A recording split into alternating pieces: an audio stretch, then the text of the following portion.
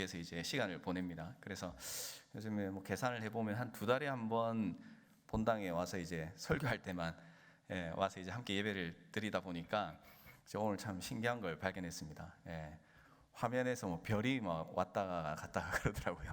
야, 그래서 참 많이 발전했구나, 그런 이제 생각을 했고, 제가 많이 떨어져 있었나 이제 어색하고 생소한 그런 느낌도 들고 그랬습니다. 오늘 이제 수요예배 나오신 우리 모든 성도님들 정말 주님의 이름으로 환영하고요. 또 우리 옆에 있는 분들한테 한번 이렇게 인사했으면 좋겠습니다. 좋은 이웃이 됩시다 하고 한번 인사했으면 좋겠습니다. 뭐 이런 우스개 이야기가 있습니다. 천국 입구에 들어오는 사람들에게 질문하는 2가지가 있다고 그럽니다. 첫 번째는 당신은 혼자 왔습니까? 라고 이제 질문을 한다는 것이죠. 그래서 이 질문에 대해서 혼자 왔습니다. 그러면 뭐라고 질문을 또 하냐면 어떻게 혼자 올 수가 있습니까? 이렇게 이제 물어본다고 이렇게 이야기를 해요. 그러니까 이 좋은 곳에 어떻게 혼자 올 생각을 하느냐, 누구랑 같이 와야지, 이제 이런 의미를 가지고 있는 이야기라고 할 수가 있겠습니다. 우리 그리스도인들이 이 세상에 살아가면서 하나님께서 맡겨주신 그런 귀한 사명들이 있습니다. 그 가운데 가장 중요한 것은 하나님께서 우리에게 주신 소중한 것을 나만 누리는 것이 아니라 내가 사랑하는 누군가와 함께 누릴 수 있어야 되겠고요. 그리고 그것은 바로 복음이라고 이제 할 수가 있겠죠. 그래서 예수님 믿지 않는 사람 손 붙들고 함께 하나님 나라에 갈 수 있다면 하나님께서 우리에게 가장 정말 기쁘고 또 감사한 그런 일이 아닐까 하는 그런 생각을 해보게 됩니다.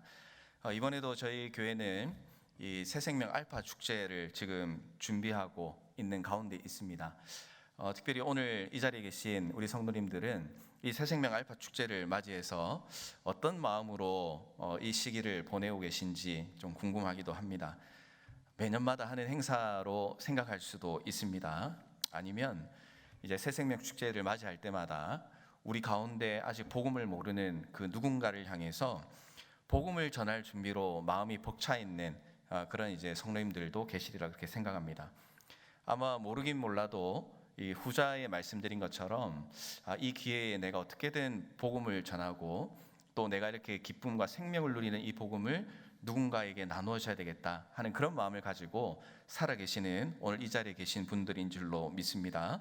그런 마음을 가지고 복음의 삶을 살아갈 때 하나님께서 우리에게 놀라운 힘과 능력을 공급해 주신다라는 사실을 우리가 꼭 기억을 해야 되겠습니다. 오늘은 이 복음에 관련된 주제 말씀 가운데 누구에게 복음을 전할 것인가 라는 주제로 말씀을 나누게 되었습니다. 이 복음을 전할 때 복음을 전해야 된다라는 그런 마음도 중요하지만 누구에게 전할 것인가 하는 것도 아주 만만치 않게 중요한 부분인 것 같습니다. 뭐 예를 들면 이런 것 같습니다. 공부를 열심히 하고 공부만 하고 끝나는 것이 아니라 우리는 이제 공부하고 이 경험한 것을 가지고 이제 삶에서 활용하면서 좋은 직장에 들어가기도 하고 또 그 학문적 지식을 가지고 많은 사람들에게 그 지식을 전달하면서 살아갈 때 그러니까 활용하면서 살아가야지만 공부한 보람이 있지 않겠습니까? 그런 이제 열매가 맺혀진다는 그런 이야기입니다. 마찬가지로 우리가 복음을 알고 복음을 경험하고 또 이 복음의 열정을 가지고 살아간다라고 한다면 이제 그것만 가지고 살아가는 것이 아니라 그것을 이제 활용하고 살아야 되는 것이죠. 그 활용한다는 의미는 바로 복음을 모르는 사람들에게 복음을 증거하며 살아가는 삶. 이것이 바로 복음을 아는 사람의 가장 중요한 삶의 태도라고 할 수가 있겠습니다. 오늘 말씀을 통해서 우리는 복음을 전하는 우리의 마음가짐을 다시 한번 확인하고 점검하고 또 특별히 우리 주위에 있는 그 누군가에게 복음을 전하기로 결단하고 또 그 전도 대상자의 이름과 얼굴이 오늘 성령 하나님께서 우리의 생각과 우리 마음 가운데 확실하게 떠오르게 하시고 또 복음을 전해야겠다는 그런 결단이 있는 이 저녁의 시간이 되시기를 주님의 이름으로 축복합니다. 자, 오늘 이 말씀 가운데 2가지를 나누려고 합니다. 첫 번째로는 그리스도인이 복음을 전해야 하는 이유가 무엇인가에 대해서 우리가 한번 생각을 해봐야 되겠습니다. 성경은 그리스도인들이 복음을 전해야 하는 이유를 뭐 여러 가지로 이제 말씀을 하고 있지만 오늘 그 가운데 이제 중요한 2가지를 먼저 말씀드리려고 합니다. 첫 번째로는 모든 사람들은 그리스도에 대해서 들어야 할 필요가 있기 때문에 그렇습니다. 로마서 10장 14절에서 15절 말씀은 이렇게 이제 기록을 하고 있습니다. 우리 다 같이 한번 읽어보면 좋겠습니다. 시작. 그런즉 그들이 믿지 아니하는 일을 어찌 부르리요? 듣지도 못한 일을 어찌 믿으리요? 전파하는 자가 없이 어찌 들으리요? 보내심을 받지 아니하였으면 어찌 전파하리요? 기록된 바 아름답도다 좋은 소식을 전하는 자들의 발이여 함과 같으니라. 아멘. 사도 바울은 그리스도인들이 왜 복음을 전해야 하는가 설명을 하면서 굉장히 중요한 부분을 이 말씀을 통해서 설명을 하고 있습니다. 예수님을 모르는 불신자들이 믿지 않는 주님을 어떻게 부를 수 있느냐? 듣지도 못한 주님의 이름을 어떻게 믿을 수가 있느냐? 복음을 전하는 사람이 없다면 그들이 어떻게 들을 수 있겠느냐? 이런 이야기가 되겠습니다. 주님의 이름을 부르려면 믿어야 되는데 주님을 전파하는 사람이 없다라면, 전도하는 사람이 없다면 듣지 못해서 예수님을 믿을 수가 없게 되는 것이죠. 그래서 이 말씀 가운데 중요한 것은 반드시 주님의 이름을 전파하는 사람이 있어야 된다. 그리고 우리 그리스도인들이 그 일을 감당하는 사람이다 강조를 하고 있습니다. 그래서 우리가 그리스도인이다라고 할 때에는 그 누군가가 주님을 알 수 있도록 나를 먼저 부르시고 또 그 복음을 전하는 메신저로 나를 불러주셨다는 사실을, 이 정체성을 잊지 않고 항상 기억하며 살아가야 됩니다. 왜냐하면 우리도 누군가에게 복음을 듣고 믿었지 않습니까? 이 가운데 나는 스스로 왔다라고 생각하는 분이 계실 수도 있겠습니다만, 그러나 우리의 믿음의 선진들이 또 더 앞서서는 선교사님들이 복음을 전해 주었기 때문에 우리가 예수님을 믿고 구원의 백성이 되었다는 사실, 우리가 기억을 한다면 내가 누군가에게 복음을 전하는 책임과 의무를 맡은 사람이다. 이 정체성을 우리가 잊지 않고 살아가야 한다는 사실입니다. 그리고 이제 두 번째, 가장 중요한 부분이라고 할 수 있겠습니다. 온 천하를 다니며 복음을 전하라고 명령하셨기 때문에 그렇습니다. 오늘 우리가 읽은 말씀은 예수님의 부활과 승천의 이야기를 담은 마가복음의 마지막 부분입니다. 그러니까 이제 마지막이니까 예수님께서 승천하시기 전에 하신 말씀이니 마치 유언과 같은 말씀이다라고 생각을 해볼 수도 있겠습니다. 근데 이제 너무나 간단하고 명료한 말씀이지 않습니까? 우리가 읽었던 15절, 16절 말씀인데요. 같이 한번 읽어보도록 하겠습니다. 시작. 또 이르시되 너희는 온 천하에 다니며 만민에게 복음을 전파하라. 믿고 세례를 받는 사람은 구원을 얻을 것이요 믿지 않는 사람은 정죄를 받으리라. 아멘. 복음을 전파하라. 당시의 제자들, 또 예수님의 부활을 믿고 살아가는 모든 그리스도인이라면 반드시 기억하고 반드시 실행해야 하는 주님의 명령이라고 예수님께서 말씀을 하셨습니다. 그래서 이 말씀에 따르면 전도의 방법은 아주 단순합니다. 온 천하에 다니는 것이죠. 그러니까 복음을 전할 때에 우리가 세계 곳곳을 다니면서 하라는 그런 의미도 있을 수 있겠습니다만, 복음을 전하면서 한계나 제한을 두지 말라라는 것이 이 말씀 가운데 담겨 있습니다. 인종이나 종교나 문화를 고려해서 각각 접근법은 다르게 할 수는 있겠지만, 복음을 전하지 않는다면 이 주님의 명령을 거역하는 것과 같은 것이다라는 것이죠. 전도의 내용 또한 마찬가지입니다. 전도의 내용은 무엇입니까? 단순합니다. 복음을 전파하라 하는 것이죠. 그래서 교회는 복음 전파하는 사역, 이것이 가장 본질적이고 가장 중요한 사역이라는 사실을 기억해야 됩니다. 구제를 하고 또 사회에 헌신을 하고 좋은 프로그램을 개발하고 진행하는 것도 좋습니다. 그러나 무엇을 하든지 그 중심에는 반드시 복음이 있어야 된다 하는 것을 우리는 결코 잊어서는 안 되는 것입니다. 그것이 교회의 본질이기 때문에 그렇습니다. 특별히 마태복음 28장 19절부터의 말씀에는 모든 민족을 제자로 삼고 모든 것을 가르쳐 지키게 하라는 명령이 주어지고 있습니다. 그래서 복음을 전한다는 것은 예수 믿으십시오 라고 하는 아주 중요한 출발점이긴 하지만, 그것뿐만이 아니라 가르치고 훈련시켜서 그들이 주님을 진정으로 알고 주님을 따르는 자로 만들라는 그런 뜻을 가지고 있다고 할 수가 있습니다. 그런 의미에서 이번에 우리가 가지고 있는 이 새생명 알파 축제는 이 예수님의 명령에 합당한 그런 우리의 계획이라고 할 수가 있겠죠. 복음을 전하는 것에서 끝나는 것이 아니라 복음을 전하고 가르치고 또 훈련을 하는 이 알파까지 이어지는 그런 귀한 시간이 될 것이기 때문에 그렇습니다. 우리는 복음의 은혜를 입은 자입니다. 은혜를 입은 사람은 은혜에 합당한 삶을 살아가야 합니다. 하나님이 우리를 먼저 복음을 듣게 하시고 또 이렇게 한우리 공동체로 모여서 하나님께 예배의 삶을 살 수 있게 하신 것은 모여서 은혜 받고 또 좋은 교제의 시간을 가지고 또 기쁨의 시간을 가지게 하는 그런 목적도 있습니다만, 중요한 것은 우리가 받은 은혜를 기억하고 이 은혜를 믿지 않는 영혼들에게 전하라는 그런 결단의 시간이 될 수 있다는 사실을 우리는 놓쳐서는 안 되는 것입니다. 우리 주변에는 아직도 복음의 기쁜 소식을 제대로 듣지 못하고 필요도 느끼지 못하는 사람들이 너무나 많이 있습니다. 그들을 마음에 품고 간절한 마음으로 복음을 전하는 일을 하나님께서는 기뻐하신다는 사실을 우리는 이 새생명 알파 축제를 준비하고 또 전도를 해 나가는 가운데 우리의 마음속에 기억하고 또 그런 은혜를 입은 자답게 살기로 결단하는 우리 모두의 삶이 되시기를 주님의 이름으로 축복합니다. 자, 그러면 이제 이어서 우리가 오늘 말씀 가운데 주제라고 할 수 있는데요, 이 기도로 전도자를 정하고 반드시 그 명단을 기록하자. 오늘 이제 누구에게 전할 것인가라고 할 때 그 실행 방법은 지금 나와 있는 이 자막의 내용과 같습니다. 우리가 전도해야 되는 그리스도인임을 확신한다라고 한다면 이제 전도의 자리로 나아가야 됩니다. 그래서 이제 전도를 하기 전에 우리가 필수적으로 반드시 해야 되는 것이 무엇이겠습니까? 누구를 전도할 것인지, 어떤 영혼을 향해 나아갈 것인지, 이 주님의 마음을 깨닫는 시간이 반드시 필요합니다.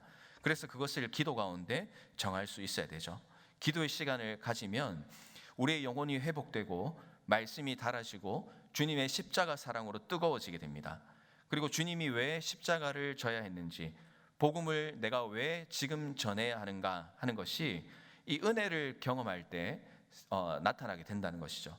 은혜를 경험하면 생각의 변화가 일어납니다. 그리고 생각의 변화가 일어나면 우리의 삶의 변화가 일어나게 됩니다.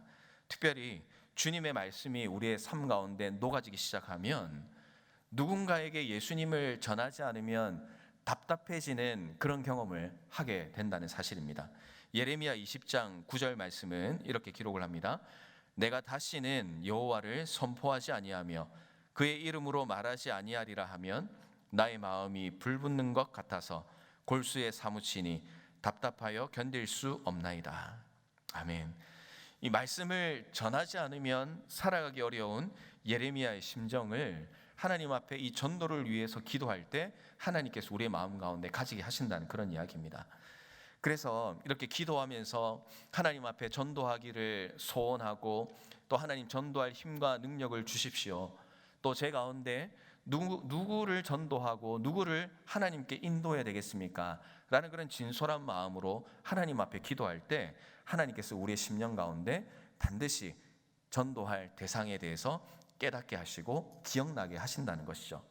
그래서 이제 백지를 놓고 이제 종이를 가지고 기도하면서 나의 가족과 또 나의 친척과 또 동료와 친구와 이웃과 또 지인 가운데 이 불신자들의 이름을 하나님 앞에 드리면서 기록하는 그런 시간을 가지는 것이 이 전도의 출발점이라고 할 수가 있습니다. 그러니까 생각과 마음으로만 가시면 금방 지나고 잊어질 수 있습니다. 그러나 하나님께 기도하고 생각나게 한 그 전도 대상자를 내 수첩에 기록하고 그리고 그 수첩을 열 때마다 보이는 그 전도 대상자의 이름을 놓고 하나님 앞에 기도할 때 하나님께서 길이 열리게 하시고 또 상황이 변화되게 하는 그런 놀라운 기적을 하나님께서 이제 보여주신다는 그런 이야기죠. 그래서 이제 여러 가지 전도가 있겠습니다. 먼저는 가장 가까이 그리고 중요한 가족과 친척 또 가족 같은 이웃이라고 할 수가 있겠습니다. 영혼 구원은 가장 가까운 데서부터 이 가정에서부터 출발해야 된다고 생각합니다. 성경의 고넬료 가정은 이 복음을 받을 때에 이 고넬료 혼자 받은 것이 아니라 온 집안과 친척이 함께 구원의 역사에 동참하는 그런 놀라운 일을 보게 됩니다. 사도행전 10장 2절에 보면 이렇게 말씀합니다. 그가 경건하여 온 지방과 더불어 하나님을 경외하며 백성을 많이 구제하고 하나님께 항상 기도하더니 복음을 받아들이는 사람에게 주어지는 이런 구원의 약속이 고넬료 가정 가운데 나타나는 것을 말씀은 기록을 하고 있습니다. 뿐만 아니라 성경은 이 가족 복음화에 대해서 엄중한 경고를 하기도 합니다. 디모데전서 5장 8절 말씀은 이렇게 기록합니다. 누구든지 자기 친족, 자기 가족을 돌보지 아니하면 믿음을 배반한 자요 불신자보다 더 악한 자니라. 이렇게 이제 기록을 하기도 합니다.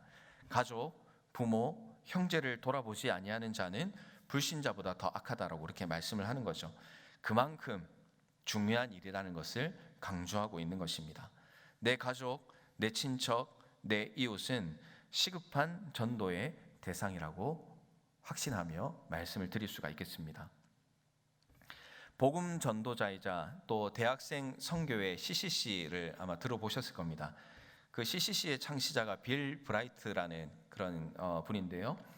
가장 가까운 가족 또 친척, 이웃들의 전도를 위한 전도 전략을 이제 다음과 같이 기술하고 있습니다. 이미 다 알고 있는 그런 내용입니다. 첫 번째는 당신이 접촉하는 사람들, 가족, 친구, 동료, 이웃들의 명단을 기록하라라는 것이죠. 그리고 두 번째로 무엇이냐면 이 명단에 올라 있는 각 사람들을 위해서 성령님께서 그들의 마음을 예수 그리스도를 갈구하는 마음으로 준비시켜 주시도록 그 작정한 순간부터 규칙적으로 그를 위해서 기도하라라는 것입니다. 그리고 세 번째는 이제 한 달 동안 명단에 올라 있는 각 사람들에게 특별한 사랑의 행동을 베풀라라고 이렇게 이야기를 합니다. 그래서 다정하게 대화를 나누기도 하고 또 그의 이야기를 들어주려고 노력하고 또 집에서 준비한 음식을 갖다 주고 또 일손을 도와주고 점심이나 저녁 식사에 초대하는 일을 해라라는 것입니다. 그리고 이어서 명단에 있는 사람 가운데서 교회나 그리스도인의 특별한 행사에 초대하도록 주님께서 인도하시는 사람이 없는지 살펴보고 그 사람이 그리스도를 영접할 수 있도록 초대할 수 있는 기회가 오기를 기다리게 하라라는 것입니다. 그러니까 이제 우리 지금 상황이 이제 딱 맞는 것이죠. 지금 우리가 새생명 알파 축제를 준비하면서 이제 우리가 해야 될 것이 무엇이겠습니까? 전도 대상자를 정하고 기록하고 그리고 그들을 위해서 기도하고 그리고 그들과 가까이 하고 그들에게 친절하게 대하고 그리고 복음을 전할 수 있는 그런 기회들을 만들어 나가는 것입니다. 그리고 이제 우리 교회가 준비한 특별한 또 기회가 있지 않습니까? 이 새생명 알파 축제에 초대를 할 수 있도록 그 가운데 하나님 앞에 기도하며 내가 할 수 있는 일들을 해 나가는 것, 이것이 우리가 잘 알고 있지만 또 잘하기 어려운 그런 과정에 대해서 이 빌 브라이트가 설명을 하고 있습니다. 그래서 마지막 부분에는 이렇게 이야기를 하고 있습니다. 친족 또 가까운 사람을 한다는 것은 가장 가깝지만 가장 어려운 것이다, 이렇게 이야기를 해요. 그리고 그 이유를 나도 그 사람을 너무 잘 알고 또 그 사람도 나를 너무나 잘 알고 있기 때문이다. 그래서 가족과 이 친척, 가까이 있는 이웃을 전도하는 것은 너무나 어렵다라고 이야기를 합니다. 그런데 그 뒤에 이제 중요한 말이 있죠. 그러나 전도는 내가 하는 것 같지만 구원의 역사는 내가 하는 것이 아니라 성령의 감동으로 하는 것이기 때문에 우리는 우리가 할 일을 최선을 다해서 했을 때 하나님께서 이루시는 놀라운 일을 경험하게 될 것이다 하는 것입니다. 그래서 이제 중요한 것은 하나님께서 어떻게 하실지에 대해서는 일단 우리는 신경 쓰지 말고 우리가 지금 이 자리에서 할 수 있는 일을 최선을 다해서 하라는 것입니다. 내 생각과 내 마음으로는 아이고 복음을 전해도 안 들을 것 같고 시간 낭비일 것 같고 이런 생각으로 접근하지 못하는 그런 순간들이 있었지만 그러나 그런 생각을 버리고 하나님이 하실 일을 기대하면서 오늘 내가 해야 될 일을 놓치지 말라 하는 것이 이 전도에 대한 중요한 도전이라고 할 수가 있었습니다. 그리고 또한 이제 두 번째 그룹을 이제 좀 살펴보니까요. 교회와 관계 있는, 이제 아까 첫 번째는 이제 가정과 또 친척이었죠. 그리고 두 번째 그룹은 우리가 이제 교회와 관련된 사람들입니다. 그래서 이 교회와 관계 있던 분들 가운데에 신앙생활을 잘 하다가 이 신앙생활을 쉬는 분들이 의외로 우리 주위에 많이 있습니다. 그래서 뭐 그 주된 이유 가운데 보면 뭐 사람의 관계 문제라든지 또 상처의 문제로 인해서 교회 신앙생활을 쉬고 계시고 떠나 있는 그런 분들이 있겠죠. 그래서 우리가 이 교회 생활을 하면서 신앙생활을 하면서 이 신앙 가운데 멀어진 사람을 우리가 이 전도 축제 가운데 떠올릴 수 있어야 된다는 것입니다. 분명히 알고 계신 분들이 있을 거예요. 그리고 연락하기 껄끄러운 분도 있으리라 생각합니다. 어쩌면 그 문제의 당사자가 될 수도 있습니다. 그러나 그 문제를 인간적으로 볼 때는 해결하기 어렵고 또 마음을 돌이키기 어려울 것 같다 하더라도 이 전도의 특별히 이 순간에 하나님께서 하실 일을 기대한다면 이 신앙생활을 떠나 있는 사람들에게 먼저 손을 내밀고 연락하고 그들이 하나님께 돌아올 수 있도록 내가 먼저 나아갈 수 있어야 된다 하는 것을 우리가 기억을 해야 되겠죠. 특별히 이제 교회학교 선생님들은 각 반 학생의 가족 가운데 뭐 믿지 않는 부모님 또 형제 있을 수 있습니다. 그런 가족들을 향해서 복음을 전하기 위해서 노력하는 그런 계기가 될 수 있겠죠. 또 우리가 살아가면서 뭐 결혼식이나 장례식 같은 그런 이제 시간들을 이제 보내게 될 텐데 그 시간들을 지나서 떠올려 보면 그 시간에 왔던 사람들이 떠오를 수 있습니다. 그리고 그 가운데 불신자들 있을 수 있습니다. 그래서 이 전도의 대상자를 내가 찾고 하나님께 인도하고 싶은 마음이 있으면 또 그런 과정 가운데 만났던 사람들을 떠올리면서 기록하고 또 그 사람도 하나님의 백성으로 또 하나님의 자녀로 살기를 소원하는 그런 간절한 마음이 우리의 삶 가운데 일어날 때 그들의 명단을 기록해 나갈 수 있게 된다라는 것입니다. 그리고 이제 세 번째 그룹은 우리의 일터와 또 어떤 경우에는 사업터라고 할 수가 있습니다. 일터나 사업터에서 함께 일하는 사람, 또 오고 가면서 만나게 되는 사람들이 그냥 사람들이 아니라 어떤 사람들입니까? 모두 전도 대상자라는 그런 마음을 가지고 살아가야 된다는 것이죠. 그래서 가정, 그리고 우리 교회, 그리고 세 번째 그룹은 내가 살아가는 일터, 삶터 이렇게 이제 표현을 할 수 있겠습니다. 그 모두가 전도 대상자라는 사실을 기억해야 됩니다. 그래서 소중한 일터를 하나님께 올려드리자라는 그런 목표를 가지고 일터 사역이라는 그런 이제 이름도 생겨나게 됐는데요. 우리 성도님들도 일하시는 직장에서 이 전도라는 목표가 생기게 되면 사람을 대하는 태도와 마음이 달라지게 됩니다. 이 사람에게 내가 복음을 전해야 되겠다라는 그런 작정과 결단이 있으면 경쟁의 대상이 아니라 복음을 전하기 위해서 친절해질 수 있고 또 그 사람이 주님께 돌아오기를 원하는 마음으로 낮아질 수 있고 또 섬길 수 있는 모습으로 변할 수가 있게 되는 것이죠. 그래서 우리가 그런 모습으로 살아가는 그 모든 삶이 바로 전도의 모습이라는 사실을 기억하고 살아가는 그런 자세가 필요하게 됩니다. 또한 비즈니스를 하시는 분들도 마찬가지입니다. 제가 한국에 있을 때 뱀이라는 그런 단체가 있었습니다. 그래서 동물 그런 뱀이 아니라 이 뱀이 어떤 영어의 뜻을 가지고 있냐면 비즈니스 선교라는 그런 의미를 가지고 있습니다. 그래서 비즈니스 as 미션이라는 그런 이제 용어의 약자가 BAM, 뱀인데요. 이 선교적 비즈니스 선교라는 그 의미가 무엇이냐면 이런 의미를 가지고 있습니다. 한 명의 헌신된 그리스도인이 회사를 변화시킬 수 있다라는 그런 마음을 가지고 선교적 리더십을 가지고 본인뿐만 아니라 함께 일하는 직원들의 삶 그리고 그들의 인생을 주님으로 인하여 변화시키는 그런 일을 감당하는 마음을 가지는 것이죠. 그래서 한국에 있을 때는 대표적으로 핸즈 커피라는 그런 이제 커피 브랜드 회사가 이 뱀의 대표적인 그 선교적 기업이라고 할 수가 있습니다. 제가 이제 이 뱀 어쩌다가 뱀 이 세미나에 참여해가지고 이 핸즈 커피의 대표이신 진경도 사장님이 마침 오셔가지고 그 선교적 기업에 대한 간증을 하는 걸 제가 들었습니다. 이분은 이제 선교적 기업에 대한 꿈을 가지고 회사를 설립했다고 합니다. 그래서 이제 핸즈 커피 돼 있잖아요. 그래서 저 핸드가 무엇이냐면 하나님의 손을 의미한다라고 이렇게 이야기해요. 그러니까 뭐 하나님의 손 또 뭐 직원들의 손, 이런 여러 가지 의미가 있는데, 첫 번째는 하나님의 손입니다. 그리고 이 핸즈커피의 3대 무기를 설명하는데, 그 무기 가운데 첫 번째가 무엇이냐 보니까 기도라고 이렇게 소개를 하고 있습니다. 핸즈커피는 공개적인 기독교 회사입니다. 그런데 거기에 있는 모든 직원들이 다 교회 다니는 사람들 아니에요. 믿는 사람들이 아닌 것입니다. 그 가운데 아직 복음을 받아들이지 못한 직원도 있고, 또 교회에 출석하지 않는 그런 직원들도 있습니다. 그렇지만 모든 직원들이 월요일 오전에 회사에서 예배를 드린다고 이야기합니다. 찬양도 배우고요, 또 설교 시간도 있습니다.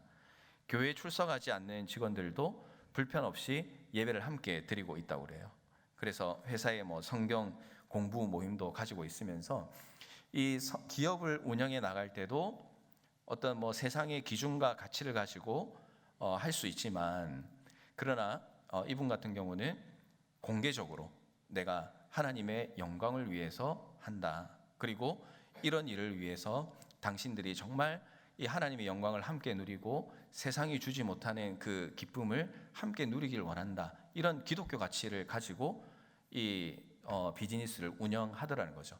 그래서 이제 잘 안 되면 이제 좀 문제가 되겠지만, 이 핸즈커피가 잘 되고 정직하고 깨끗하고 또 선교도 많이 하고 굉장히 좋은 그런 이제 평판을 듣고, 또 이런 마인드를 가지고 함께 선교적 기업을 꿈꿔가는 그런 기독교인 비즈니스인들이 많아지고 있다라는 그런 이야기를 들은 게 있습니다. 큰 회사만 가능한 것은 아닙니다.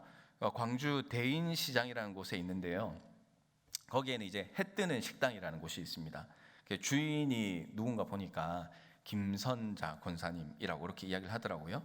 근데 이제 여기가 뭐가 유명하냐면 천원 백반집이라고 합니다. 천원. 그러니까 가게 이름은 해 뜨는 식당인데 천원 식당으로 더 유명해진 거예요. 따뜻하고 푸짐하게 식사를 준비하는데 그 식사비가 얼마냐면 이제 이름처럼 1,000원만 이제 받게 되는 겁니다.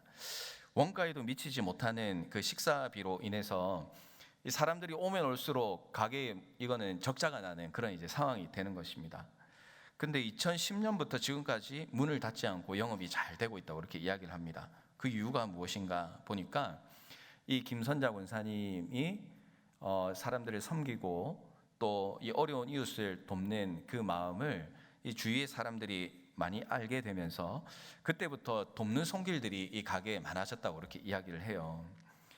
그래서 이 권사님은 어떻게 일을 시작했는가 보니까, 이 권사님은 원래 부잣집 딸로 이제 자랐고 굳은 일가는 거리가 멀었던 그런 사람이었습니다. 근데 이제 집이 사업의 부도를 맞이하고 또 어려움을 겪으면서 이 배고픔이라는 그 고통을 깨닫게 되었다고 이렇게 고백을 해요. 쌀 없다는 말을 못해서 굶고 살았던 그 삶. 그래서 따뜻한 밥 한 그릇에 대한 애착이 그 어려움을 겪으면서 이제 생겨났다라고 이야기를 합니다. 그리고 나서 조금 이제 형편이 나아지고 났을 때 이 권사님이 자신의 어려웠던 시절을 돌아보면서 내 인생의 목표를 이제 세우게 된 거죠. 무엇이냐면 어려운 이웃들에게 따뜻한 밥 한 그릇 대접하고자 하는 마음으로 1,000원 식당을 운영하게 되었다라는 겁니다. 근데 이 권사님이 소천을 하셨어요. 소천하면 주위의 사람들이 이제 다 끝났다라고 생각을 했는데, 놀랍게도 그 권사님의 딸이 이 가게를 이어받아 가지고 지금도 수많은 사람들이 그 후원에 동참하고 그리고 어려운 사람들에게 도움을 주는 그런 기업이라고 하는 것이죠. 그런데 이런 일들을 해 나가면서 중요한 것은 무엇입니까? 하나님의 영광을 위해서 내가 이 일을 할 때 많은 하나님이 보내어 주신 손길들을 경험할 수 있고, 그리고 단순히 밥 한 그릇 제공하는 것에서 끝나는 것이 아니라 하나님의 사랑을 전하기 위해서 내가 이 일을 한다라는 그 분명한 전도에 대한 목표가 있었기 때문에 힘들고 어려운 순간에도 기쁨으로 그 일들을 감당해 나갈 수 있었다는 것이죠. 예수님의 사랑을 전하는 통로가 되었다라는 그런 이야기입니다. 그래서 우리가 일터에 나가는 것도 돈을 벌고 사회적 지혜를 위해서 하는 부분도 있지만, 그러나 일터에 나가는 것은 우리의 신앙생활의 현장이라는 사실을 결코 잊어서는 안 됩니다. 복음 전파하는 곳이라고 생각을 하면 우리가 있는 곳에서 또 내가 일하는 그곳에서 내가 무엇을 해야 할지를 성령 하나님께서 깨닫게 해주시는 그런 놀라운 기적이 일어나게 된다는 것입니다. 그래서 그런 마음을 가지고 하나님 앞에 기도하며 또 복음을 전하는 삶을 살기 위해서 하나님 앞에 기도하고 도움을 구하면 하나님께서 우리가 생각하지 못한 방법으로 하나님의 복음을 증거하는 그런 놀라운 복음의 현장이 될 수 있다는 사실을 우리 이 자리에 계신 모든 성도님들이 기억하시면 좋을 것 같습니다. 또한 이제 네 번째 그룹은 이제 불특정 다수라고 할 수가 있습니다. 그러니까 예를 들면은 노방 전도를 하면서 전도할 때 관심을 보였던 사람, 또 여행이나 사교 모임에서 만난 사람, 또 그렇게 지내면서 뭐 사람 좋다, 또 어떻다 이런 평가도 하지만 그런 만남 가운데 하나님께서 그 사람을 만나게 하시고 알게 하신 이유가 무엇일까? 그것은 이 복음을 전하는 것이다 라는 이런 기준과 마음을 우리가 가지고 있다면 그분들의 이름도 우리의 종이에 전도 대상자로 적을 수가 있습니다. 이들 가운데 특별히 이번에 전도하고 싶은 그런 떠오른 사람이 있으면 성령님께서 허락하시는 대상으로 믿고 종이에 기록하는, 그러면 그렇게 전도를 시작하는 그런 시간이 되었으면 좋겠습니다. 어떤 분들은 주위에 전도할 사람이 없다라고 이렇게 말씀을 합니다. 그러나 예수 믿지 않는 사람이 있는 한 전도할 사람은 반드시 있습니다. 정확하게 이야기하면 전도할 사람이 없는 것이 아니라 누구를 전도해야 될지 모르겠다라는 것이 정확한 답이 될 수도 있습니다. 아무리 생각해도 전도할 사람이 떠오르지 않으십니까? 종이에 적을 사람이 기억나지 않으십니까? 그러면 제가 좋은 방법을 하나 알려드리겠습니다. 전도팀에 들어가십시오. 전도팀에 들어가셔서 누군가가 내 종이에 기록될 때까지 주님의 복음을 전하신 일에 동참을 해보십시오. 그리고 선교에도 동참을 해보십시오. 또 때로는 교육부서 교사로도 가셔서 믿음이 없는 다음 세대를 복음으로 변화시키는 그 일을 위해서 동참하시고 헌신해 보십시오.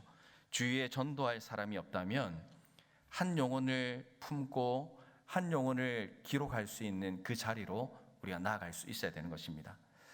그렇지 않고 우리 주위에 전도하고 또 기도하며 품고 있는 전도 대상자가 있습니까? 그렇다면 앞서 말씀드렸던 여러 가지 사례뿐만 아니라 이 자리에 계신 우리 성도님들의 삶과 그 일의 현장 가운데서 그분들의 이름을 적고 기도하면서 성령님의 능력을 기대하며 할 수 있는 일들을 해보십시오. 전에 다 해봤는데 별로 반응이 없습니다. 5년, 10년이 됐는데도 똑같습니다. 이제 지금 한 번 더 이야기하면 이제 다시는 만날 수 없는 사이가 될지도 모르겠습니다. 이런 이제 마음을 가지고 있으실 수도 있습니다.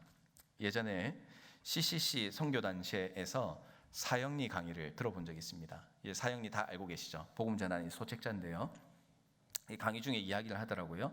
사형리를 듣고 복음을 받아들이는 사람이 사형리를 몇 번이나 듣고 오게 되었다라고 이야기하는지 아십니까? 이렇게 물어보더라고요. 그래서 뭐 어떤 분은 5번, 7번 뭐 여기저기서 이렇게 이야기하는데 기억이 제가 정확하지 않습니다만은 대략 17번 들으면, 평균입니다. 17번 들으면 마음이 변화되더라고요. 이렇게 이제 이야기하는 걸 들었습니다. 그것도 뭐 그분이 정확하게 17번 뭐 통계를 낸 것은 아니겠지만 말하고자 하는 것은 그만큼 우리의 생각보다 전도라는 것은 끈질겨야 되고 또 끊임없어야 된다라는 것을 이야기해 주는 부분이라고 할 수 있습니다. 제가 대학교 때 고구마 전도왕이라는 그 김기동 집사님이라는 분이 있어요. 그분의 간증을 제가 들은 적이 있습니다. 듣는데 얼마나 재미있게 들었는지 몰라요. 그때 당시에는 간증하면 뭐 병이 났고 뭐 이런 그런 종류의 이제 간증을 좀 많이 듣다가 이 전도에 대한 간증은 제가 기억으로는 그때 처음 들었던 것 같아요. 처음 듣는데 이건 참 재밌는 게 전도 대상자를 뭘로 비교하죠? 제가 벌써 앞에서 힌트를 드렸는데 고구마로 이제 비유를 하더라고요. 그래서 처음 들을 때는 무슨 사람을 고구마로 비유해가지고 저렇게 하시나 이렇게 생각을 했는데 이 고구마 전도법의 주된 내용은 이겁니다. 고구마가 전도 대상자예요. 근데 고구마는 익었는지 안 익었는지를 뭘로 찔러 봅니까? 젓가락으로 찔러 보는 거예요. 찔러가지고 잘 들어가면 익은 거고 안 들어가면 안 익은 겁니다. 그래서 이제 고구마가 익었는지 안 익었는지 젓가락으로 계속 찔러봐야 된다는 그런 이야기예요. 그래서 몇 번이고 찔러보다 보면 아직 안 익었네. 또 한번 찍어보고 좀 더 들어가네. 나중에 잘 익으면 푹 들어가게 되는 거죠. 익은 때가 있는 겁니다. 복음을 계속 전하는데 안 받아들이면 생고구마, 복음을 듣고 교회로 돌아오면 익은 고구마인 줄 알고 그 열매를 바라보면서 끈질기게 찌르는 것, 그걸 이야기하면은 끈질기게 뭘 하는 겁니까? 복음을 전하는 것. 거절하면은 아직 안 익었구나. 또 전하고 또 했는데 또 들을 것 같이 하더니 안 들었다. 그러면 반쯤 익었구나. 이런 마음을 가지고 하나님이 하실 일을 기대하지만 내가 해야 되는 것은 끊임없이 끈질기게 하나님의 명령에 충성된 그 복음을 전하는 사람의 삶, 그 삶을 내가 살아갈 수만 있다면 언젠가 그 고구마가 아주 맛있게 익어 있는 그런 이제 놀라운 열매를 경험하게 된다는 것을 그 간증을 통해서 기억했던 기억이 떠올랐습니다. 말씀을 마무리하려고 합니다. 예수님은 우리에게 오늘 마가복음 말씀처럼 온 천하를 다니면서 만민에게 복음을 전하라고 하셨습니다. 어떤 사람은 이것 때문에 안 되고 어떤 사람은 저것 때문에 안 되고 이런 한계나 제한을 두지 말라고 말씀하십니다. 온 천하를 다니면서 그리고 그들에게 복음을 전하라. 하나님이 하실 일을 기대하면서 우리의 할 일을 하라라고 우리에게 명령을 해주셨습니다. 이 세계 가운데서 우리를 조국 대한민국의 땅을 떠나게 하시고 또 이곳 뉴질랜드로 하나님께서 보내주셨습니다. 이 땅에서 잘 살아가는 것 참 중요합니다. 그렇지만 우리가 하나님의 자녀라면 하나님께서 왜 우리를 이곳에 보내주셨는가를 잊어서는 안 될 것입니다. 오늘 우리가 이 땅을 살아가면서 복음을 전해야 될 사람은 누가 있습니까? 하나님 앞에 기도하시면서 하나님이 떠오르게 하신 이의 그 이름을 여러분의 노트에 적으시고 그들을 위해서 기도하고 또 그들의 반응과 결과에 신경 쓰기보다는 우리가 해야 할 일을 그들에게 복음을 잘 전함으로 말미암아 정말 하나님이 이루시는 또 하나님이 행하시는 놀라운 복음의 열매를 삶에서 많이 경험하며 살아가시는 우리 모든 성도님들의 삶이 되시기를 주님의 이름으로 축복합니다. 자, 기도하겠습니다. 하나님 은혜에 감사를 드립니다.